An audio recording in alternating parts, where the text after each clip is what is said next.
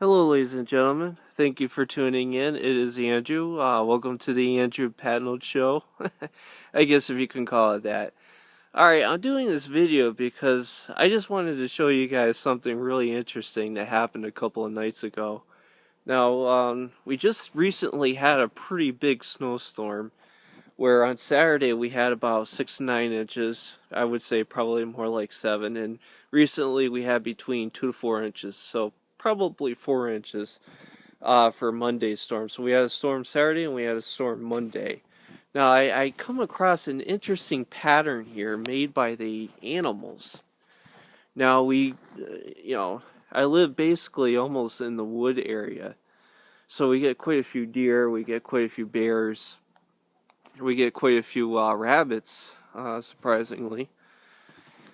Actually, right in my backyard we have a family of rabbits that live somewhere close around here, but I don't believe these to be rabbit tracks. Maybe they're a little too big to be rabbit tracks, so I'm not really quite sure what they are, but check out this pattern.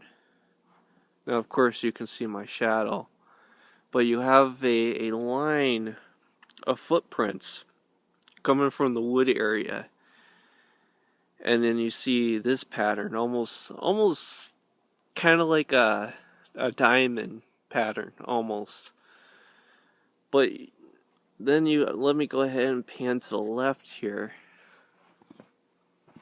So it almost looks as though you have a group of deer that's going one direction, or whatever animal it is, and then you got another group that's coming in another direction. So, I mean, nothing really too important. Here's some more tracks for your amusement. So again, nothing too important. Just I thought it was pretty interesting. The overall pattern that was made here by the animals. So on one final note, I guess the Fed had decided to taper. They taper by 10 billion a month. Now that's what they say, but is it really even true? Now Fabian Calvo on Greg Hunter had said that the Fed is actually printing much more money than what they're actually reporting, which I tend to believe that, because I don't see how stocks could go up as high as they have been without some form of extra stimulus. Now, what else is going on? Well, there was a recent Bloomberg video that came out that's been posted on ZeroHedge.com. It was just a very small, short video bit about gold. And that right now, they're admitting, and this is of course Bloomberg News, they're admitting that the Chinese are ditching the US dollar and they're going for the gold. Furthermore, while they go for the gold, they're emptying out the London vaults. So that's pretty interesting right there. That was from Bloomberg News, but of course you can find that at ZeroHedge.com. Oh, excuse me. What else is going on in the news? Well, we have the Duck Dynasty controversy.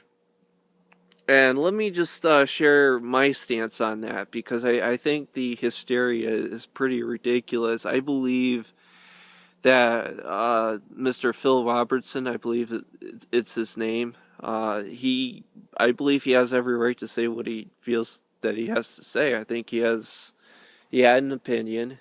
He said what he felt like, what was on his mind. And of course, it wasn't a politically correct thing for him to say, and because it wasn't a politically correct thing for him to say, he got lambasted for it. Now, I understand that it's not a freedom of speech issue, in that it's the network's decision to cut him loose from the show itself, because he is representing their image. I understand that, and I get that. But at the same time, if the network's not going to stand for free speech, whether they like it or not, then maybe it's time that we stop supporting the network and start demanding that they do start respecting other people's opinions, whether they're politically correct or not. So that's my stance on that. Now, what else is going on? Well, I'll go ahead and post a few more articles on Fukushima. There was some news that just recently came out tonight, and there's some speculation whether or not on Unit 4 that the molten core have been basically melted through, and that the fuel rods are actually bent sort of like a banana. So I don't know how they're going to be able to get the fuel rods out of the pool. It's essentially going to be pretty much impossible, as I get someone like Arnie Gunderson has said in the past. It's like trying to pick up cigarettes from a smashed pack. You just can't do it without the cigarette breaking. All right, what else? And of course, all the kids around Fukushima, and especially in Tokyo. Tokyo is actually, the radiation is really bad. What's happening is the radiation is sticking to the environment in Tokyo, sticking to the ground and everything. And the local government in Tokyo, they're actually releasing warnings for people, or for children in particular, not to play in the grass, because the grass has so much radiation that the kids can actually get sick just by playing outdoors. So Fukushima is another thing to keep an eye out on. And let me go back and talk about gold and silver prices, because gold and silver had gotten pretty well demolished within the last day or two, since the Fed has officially announced their tapering. Now, I don't really believe they're tapering. I think that $10 billion that they're supposedly tapering is really nothing compared to what is already in the markets. And of course, this is QE infinity, and this is, of course, according to the Fed. So it's not really going to stop. Even though they're calling it a taper, it's not going to stop regardless. It doesn't matter if it's 75 billion or 85 billion. They're just going to continue to keep printing money until they can't print any more money. In the whole thing with gold and silver, gold is at 11.96 right now. Silver is at 19.23. I believe if gold sticks to that 11.90 range, and silver sticks to that $19 range, I believe that we probably will see a bottom from there.